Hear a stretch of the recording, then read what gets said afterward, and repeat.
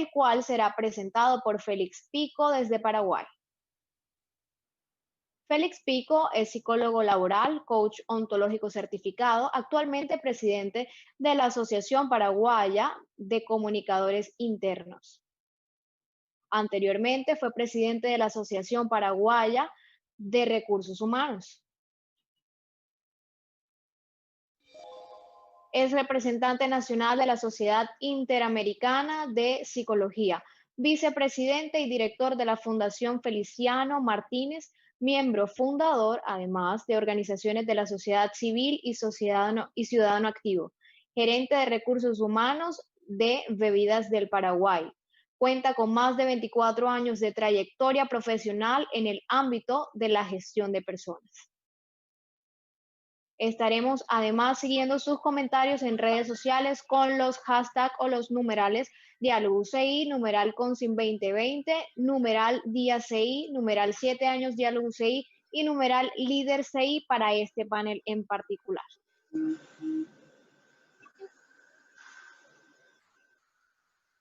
Buenas tardes a todos. Le agradezco mucho la invitación a Janine, al equipo de Diálogo CI, al equipo organizador de CONSIN. Un saludo desde Paraguay.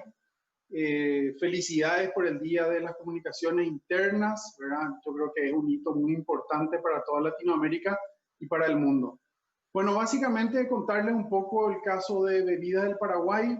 El caso quizás se diferencia un poco porque es un caso reciente y está vivo, está relacionado con la pandemia, ¿verdad? Entonces contarles un poco cómo nosotros lo vivimos y qué estamos haciendo actualmente, ¿verdad?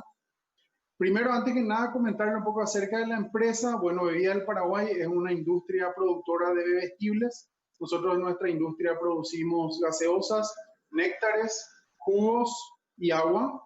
Y también somos importadora y distribuidora de reconocidas marcas de cervezas, vinos y aguas principalmente isotónicas, ¿verdad? Nosotros tenemos 18 años de vida organizacional, 3 centros de distribución, 480 colaboradores y 5 años consecutivos fuimos seleccionados como Great Place to Work. Y formamos parte del grupo CCU, que tiene organizaciones o empresas industriales y distribuidoras en el Cono Sur. Bueno, básicamente contarle un poco acerca de los antecedentes, desde dónde partimos. Bueno, básicamente nosotros fuimos reconocidos como Great Place to Work en el 2018, ¿verdad? Y el gran desafío que teníamos para mejorar los indicadores tenían relación con la comunicación interna. Entonces, nos propusimos potenciar a los líderes como canal de comunicación y a partir de ahí desarrollamos un programa de comunicación interna para líderes que duró todo el 2019. Ese equipo, bueno, la verdad que fueron jornadas muy interesantes donde creemos nosotros que se fortalecieron los líderes y la primer prueba, el primer desafío justamente tuvo que ver con cambios en el área industrial. Tuvimos un proceso de automatización de línea que, bueno, iba a afectarnos un poco, el 10% de la dotación iba a perder el trabajo, teníamos que reemplazarlo por máquinas y realmente nos dimos cuenta que iba a ser un proceso bastante doloroso y un cambio muy importante. Entonces, con 5 meses de anticipación, preparamos nuestro proceso de comunicación, nuestro plan de comunicación, y donde los líderes fueron los principales puntales, digámosle, de esa comunicación. Nosotros toda la comunicación la basamos en los líderes.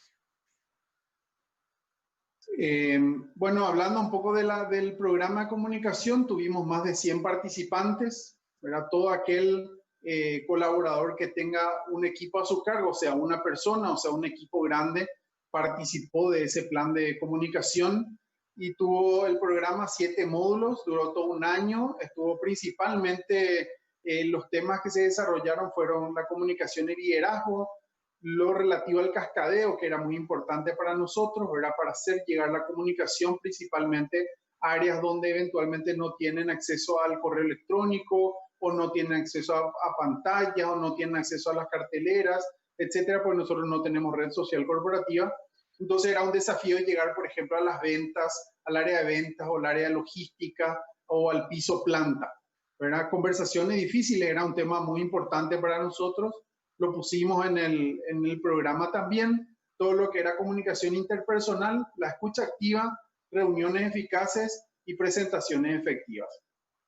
Esta capacitación, este programa de entrenamiento realmente tuvo muy buena llegada de parte de los líderes, tuvimos muy buenos feedback y las mediciones también, ¿verdad? ¿Qué fue lo que pasó? ¿Cuál fue nuestro segundo gran desafío? O mejor dicho, desarrollar bien el primero, era la automatización de procesos industriales. Prácticamente el 10% de la dotación de planta íbamos a dejar cesante, ¿verdad? Nos preparamos 5 meses, realmente fue la primera experiencia que tuvo la empresa de, digamos, la automatización de una línea que afectaba principalmente la dotación.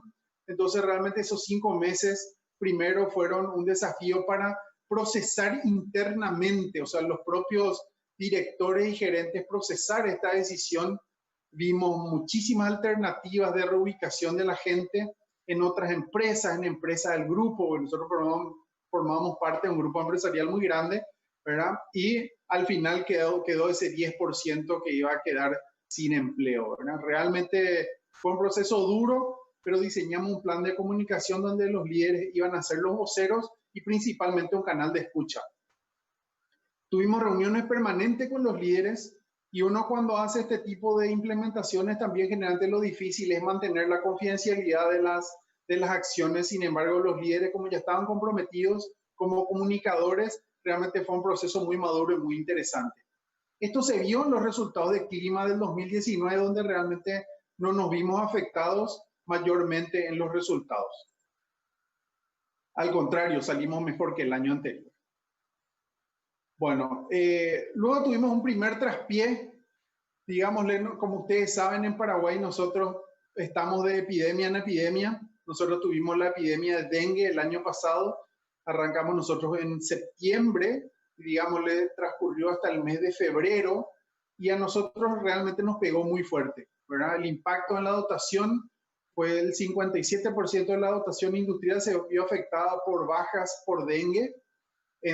En diciembre, en enero y en febrero, el área de ventas el 13% y logística el 38%.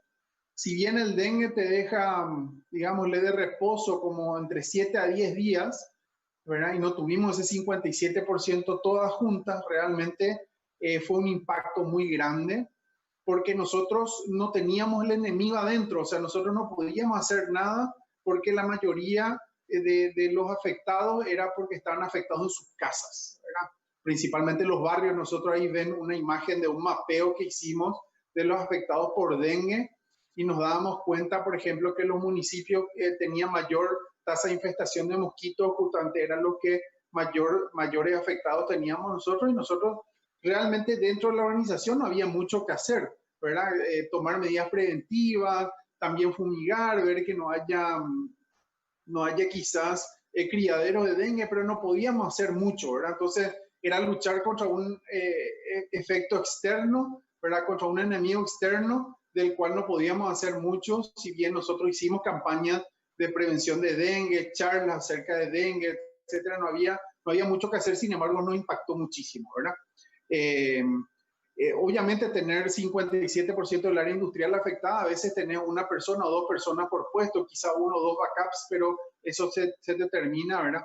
Y cuando nos dimos cuenta realmente de lo mucho que nos estaba afectando a partir de la operativa, o sea, todas las determinaciones o todas las iniciativas para poder contener esto iban de arriba para abajo. O sea, quizá los líderes y mando medio, digámosle, no estaban tan involucrados en la resolución de este problema porque justamente como no estaba cerca, ¿verdad? No podíamos hacer nosotros mucho, ¿verdad?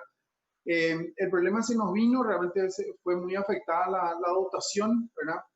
Y principalmente yo creo que aprendimos que teníamos problemas de comunicación y escucha. Problemas de comunicación en el sentido de que quizá había áreas que ya iban a estar afectadas o tenían algún pariente o una persona de la casa ya tenía dengue, que había muy alta probabilidad que también él se contagie, ¿verdad?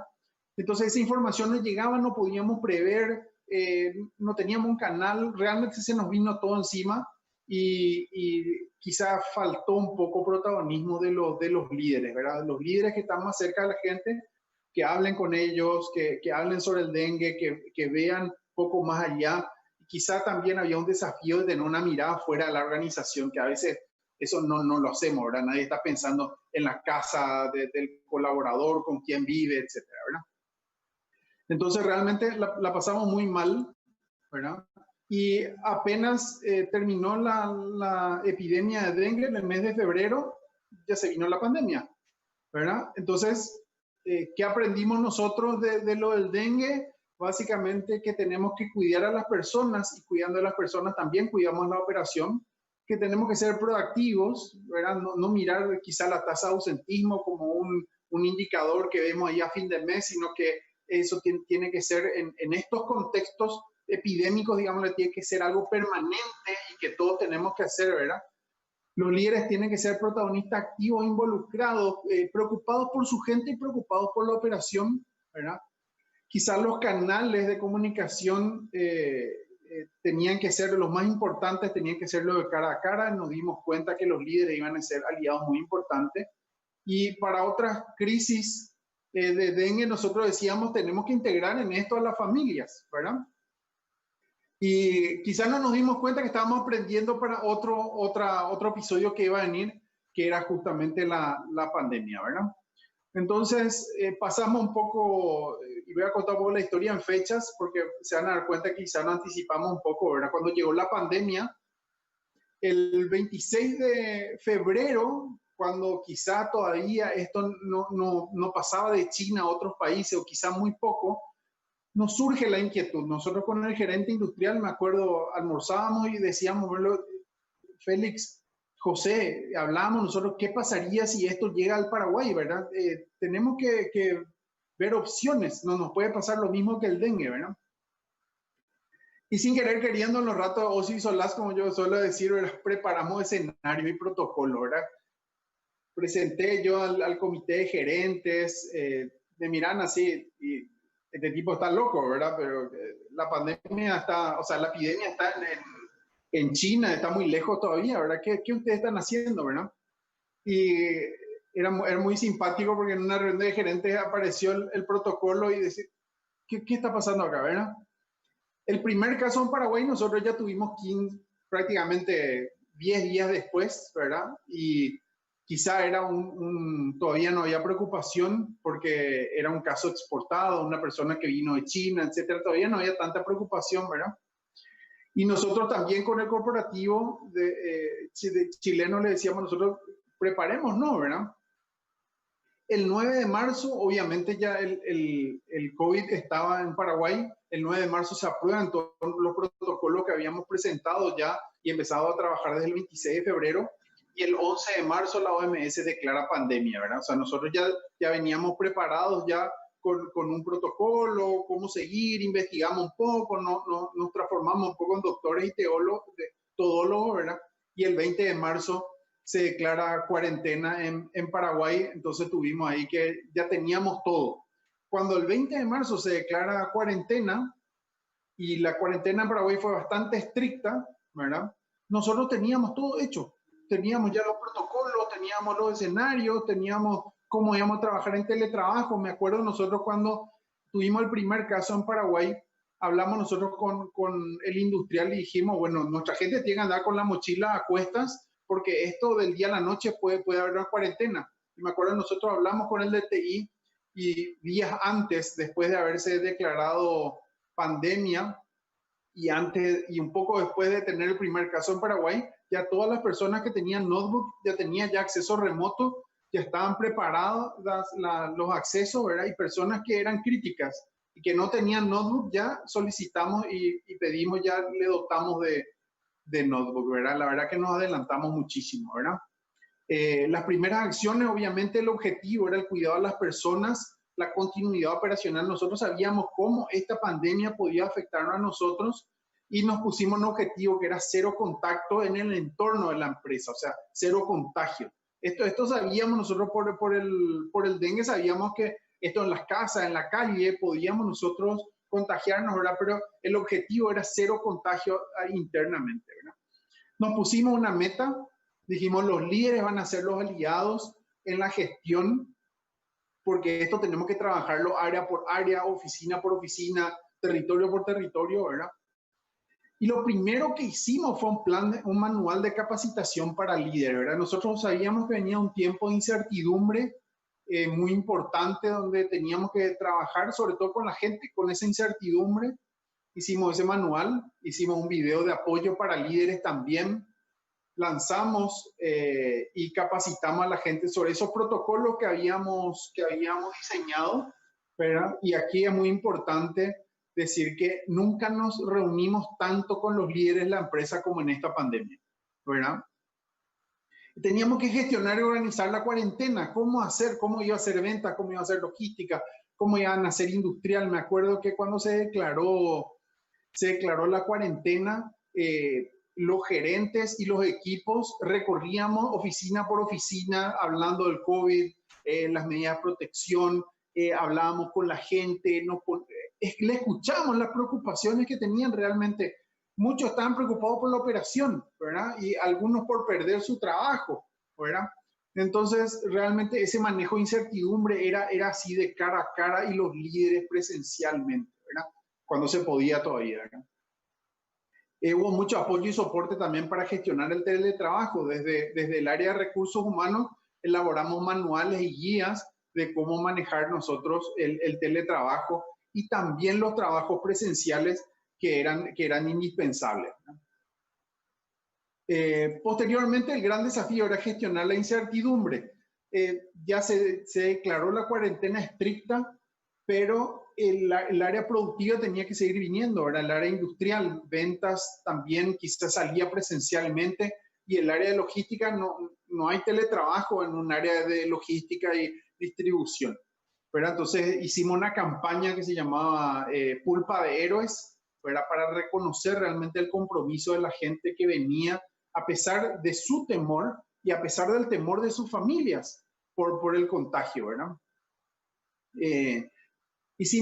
Principalmente nos juntamos con los líderes cuando empezó la cuarentena estricta a escucharlos a ellos, porque si queremos líderes que apoyen a la gente, ellos tenían que sentirse apoyados. Entonces hicimos varias sesiones de videollamadas con los líderes para escucharles y escuchar todas las inquietudes y principalmente las inquietudes que tenían de cuidado y de cómo teníamos que operar, y por otro lado también escucharle a ellos de cómo se sentían, ¿verdad? Yo me acuerdo una de las líderes de la empresa, una de las líderes de un equipo me decía: Félix, yo tengo terror porque mis padres tienen más de 60 años y temo por ellos. Entonces me viene bien el teletrabajo, y le escuchamos así en esa intimidad, ¿verdad? Realizamos también campañas de comunicaciones sobre medidas preventivas, y ahí empezamos nosotros a hacerlo dentro y fuera de la familia, porque nos dábamos cuenta que la familia de nuestros colaboradores temían mucho por ellos. Y sin embargo había comentarios dentro de la empresa de los propios colaboradores que decían: yo aquí me siento más seguro, realmente me siento seguro en la empresa porque veo todas las medidas de bioseguridad que se toman. Pero teníamos que contarle eso a la familia, teníamos que decirle cómo estaban sus familiares también. Entonces, a más de hacer las comunicaciones al interno, también empezamos a explorar un poco lo externo y nos dimos cuenta que ahí estaba el gran desafío. Desde el corporativo también se desarrolló una campaña que fue regional en todos los países, que se llama Reglas de Oro. Realmente fueron 10 reglas que nosotros todos los días y por diferentes medios difundíamos, ¿verdad? Había un sitio COVID que cada uno de los países desarrollamos, ¿verdad? Donde había desde preguntas y respuestas sobre el COVID y también material de información, números y teléfonos de contacto en caso de urgencia o emergencia, ¿verdad? Y aquí les quiero contar nomás, nosotros en marzo, cuando empezó esta pandemia, nosotros teníamos video instructivo de lavado de manos, teníamos video instructivo de uso de mascarilla, teníamos video instructivo de cómo cuidar a un familiar en cuarentena, cómo utilizar, por ejemplo, los desinfectantes en la casa y qué cuidado tener. Realmente ni siquiera el Ministerio de Salud había desarrollado tantos materiales como nosotros ya lo teníamos en el mes de marzo, en abril, y seguíamos desarrollando, ¿verdad? Y de vuelta para Reglas de Oro, los líderes fueron el principal canal de comunicación, tanto así que le dimos a los líderes materiales para que ellos mismos den charlas sobre Reglas de Oro, ¿verdad? Le dimos pequeños manuales de manera que ellos hagan reuniones cortas de 5 o 10 minutos con su gente, los presenciales y también los que están en remoto a través del home office, ¿verdad? Con su gente. Y sobre todo hicimos mucho hincapié en que el líder debía ser ejemplo de esas reglas de oro. Eso fue algo que desde un inicio nos dimos cuenta que los líderes nosotros teníamos que ser no solamente aquellos que pregonan las reglas, sino que viven convencidos las reglas de oro. Bueno, posteriormente ya estaba todo dentro de la organización, ¿verdad? Y nos dábamos cuenta de que faltaba algo. Nos acordamos de la experiencia del dengue y nos dábamos cuenta que nosotros teníamos que hacer mucho foco en trabajar con las familias, ¿verdad? Y quizá eso, entrar en las casas de los colaboradores con comunicación y sobre todo en otros tiempos quizá era no lo privado, la empresa, etcétera. No, ahora teníamos que integrar porque la familia tenían que ser nuestros aliados, ¿no? También hicimos esos videos de difusión que le comentaba, ¿verdad? Cuáles son las medidas de seguridad que estábamos tomando, ¿verdad? Y nos damos cuenta, algo de acá le cuento la anécdota de la moto, nos damos cuenta que a veces nosotros teníamos colaboradores que dentro de la planta tenían antiparras, protectores auditivos, usaban el tapabocas, se lavaban la mano, etcétera, ¿verdad? Pero subían a su moto, ¿verdad? Porque aquí varios se trasladan en moto, o subían al vehículo y no se ponían cinturón de seguridad o no se ponían el casco, ¿verdad? Entonces nosotros sabíamos que teníamos que seguir extramuro trabajando en estas reglas de oro. O sea, finalmente las reglas de oro también tenían que ser vividas en las casas, ¿verdad? Entonces nosotros hicimos una campaña de regla de oro con nuestras familias y ahí los niños fueron nuestros grandes aliados, ¿verdad? Realmente hicimos varias charlas, varias reuniones, tuvimos un lenguaje muy sencillo para llegar a los niños, ¿verdad? Integramos, fue un gran desafío, ¿verdad? Pero el siguiente desafío era comprometer a todos los líderes, ¿verdad? Porque de nada servía que nosotros tomábamos de vuelta, como lo hicimos con el dengue, determinaciones desde la gerencia o desde la gerencia o desde áreas específicas como seguridad, pero los líderes, cada uno vive una realidad, una oficina distinta, un entorno, etcétera. Ellos tenían que ser protagonistas también de desarrollar ese modo COVID de vivir y de trabajar, ¿verdad? Entonces realizamos simulacros y después de hacer los simulacros COVID e infectar en el simulacro a alguna persona, le dejamos a los líderes que vean los puntos flojos y que ellos puedan trabajar en los aspectos de mejora. Entonces, había muchos trabajos manuales, recorrían papeles, documentos, etcétera, ¿verdad? Se encargaron de quizá sistematizar, llevarlo a implementar tecnología, nuevas modalidades de trabajo, etcétera, que desde recursos humanos y desde el área de seguridad y salud ocupacional no íbamos a poder abarcar toda la compañía muy rápido y de esta manera lo pudimos hacer, ¿verdad? Entonces los planes de acción eran liderados por cada área, ellos eran los que planeaban y planteaban y proponían y hacían los cambios proactivamente, ¿verdad? Y esos cambios y mejoras obviamente repercutían también en que la gente se sienta segura y se sienta cuidada y que tengamos una operación mucho más fuerte, más robusta, digamos, en las medidas preventivas. Creamos grupo WhatsApp con los líderes, ¿verdad? Porque como les decía, no tenemos una red social corporativa, ¿verdad? Pero el grupo WhatsApp es intensa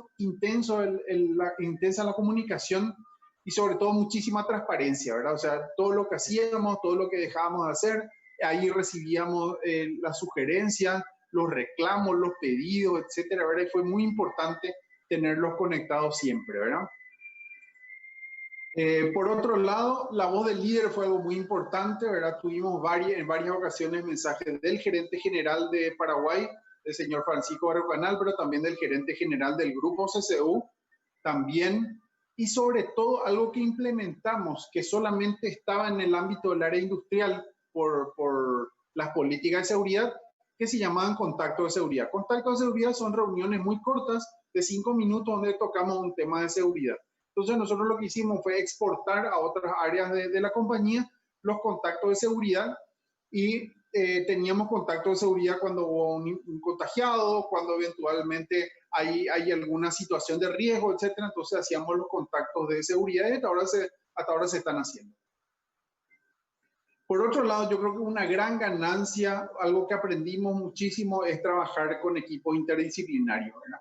Nos dimos cuenta que el desafío era enorme y teníamos que integrar los equipos y realmente el equipo COVID, ¿verdad? De combate al COVID estuvo liderado desde recursos humanos y seguridad, pero integraron el área de calidad, medicina laboral, todo lo que sea sistema de calidad y sobre todo nosotros tenemos una aplicación donde se rastrean, digamos, los contactos estrechos, ¿verdad? Dentro de la compañía. Eso pone iniciativa del área de TI también en el desarrollo, ¿verdad?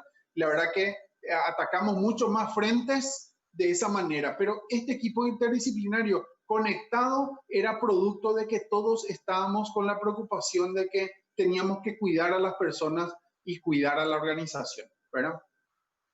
Ok, y por último, digámosle, para que vean los resultados, hasta la fecha serían más de 180 días de pandemia, digámosle, en el Paraguay solamente tenemos 11 contagiados.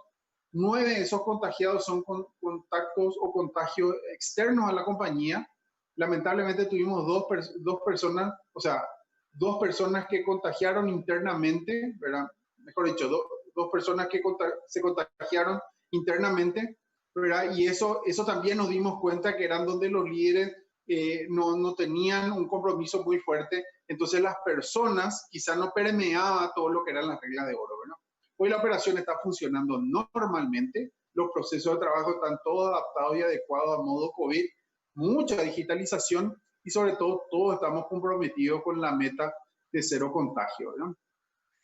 ¿Cuáles son los aprendizajes? Para hacer un poco un resumen, ¿verdad? Fortalecer las habilidades de comunicación del líder fue clave para este momento. O sea, afortunadamente tuvimos ese 2019 para prepararnos, porque sin esa preparación, sin tener líderes con competencias de comunicación fortalecidas, nuestro combate a la pandemia iba a ser totalmente distinto. No íbamos a poder realmente vernos soportados con ellos y realmente muchos de los cambios ahora que tenemos que hacer automáticamente vamos a hacer una reunión con los líderes y vamos a comunicarles esto, que ellos sean nuestros portavoces, ¿verdad? Realmente tienen un rol fundamental ahora. Darle la voz y protagonismo a los líderes, ¿verdad? No solamente la voz para transmitir, sino que realmente la voz para emitir, para sentirse escuchados y sobre todo tienen que ser protagonistas de los cambios que van a hacer, ¿verdad? Integrar equipos interdisciplinarios fue un gran aprendizaje, ¿verdad? Realmente hoy en día queremos nosotros seguir con esto. Igual lo estamos haciendo para otros temas, ¿verdad? Los límites son muy difusos entre lo interno y lo externo, ¿verdad? Por ese tema de la integración a las familias y sobre todo yo creo que el tener visión y el anticiparnos a las cosas, ¿verdad? Creo que quizás fue un azar lo que pasó con el dengue y quizá el insight que tuvimos con el gerente industrial para poder de alguna manera anticiparnos y preparar todos los protocolos, ¿verdad? Pero esa anticipación hizo que nosotros hagamos que la gente se sienta más segura y más cuidada y sobre todo cuidada la organización también. Bueno, eso quería compartir con ustedes, de algo breve, conciso, ¿verdad? Pero realmente transmitirle un poco los aprendizajes. De vuelta confirmamos nosotros varias encuestas que aquí en Paraguay se hicieron. El líder es el canal de comunicación más importante de las organizaciones. Podemos tener redes sociales corporativas, podemos tener cartelería digital, etcétera. Nada sustituye al líder. En eso tenemos que trabajar. Yo creo que ese es el principal aprendizaje. Así que muchísimas gracias por su atención.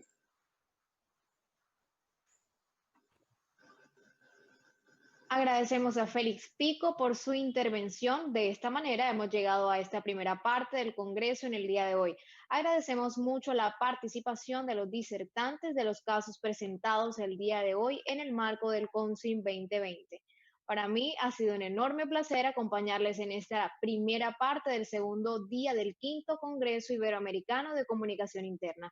Vamos a hacer una pausa y retornamos a las 14 horas, es decir, 2 p.m. en Colombia, con el ciclo de webinars del día de hoy. Nos vemos.